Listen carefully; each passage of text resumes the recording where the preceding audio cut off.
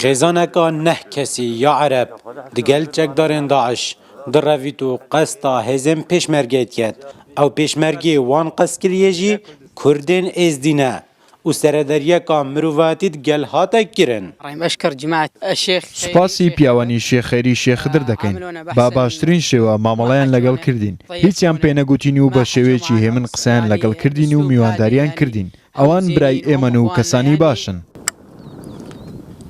Evê kiça reng lê zer bûyî ji tirsên dubare girtina wê jilayê çekdarên Daeş li demê Revînê da bi çavê xwe dîtiye ke Hesan Zahî waliyê Beacê çi serederî digel keçên Kurdên Êzidî kiriye.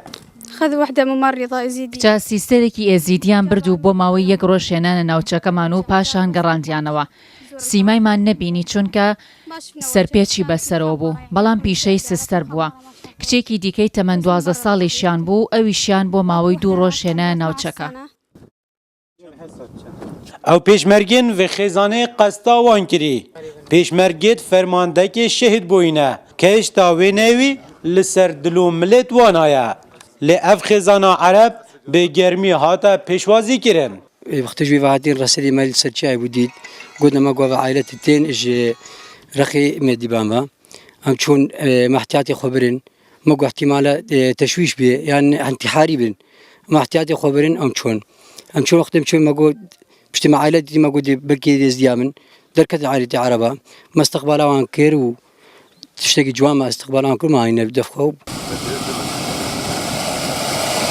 Ev xêzana Ereb xelkê gundê mizîbanin. Ji bo derkeftina her karekê jî divêt ewan destîrî jê çekdarên Daeş xastiba. Sererayî wê çendê jî ke xizmetguzariyên jiyanê her tim berev kêmiyê diçûn.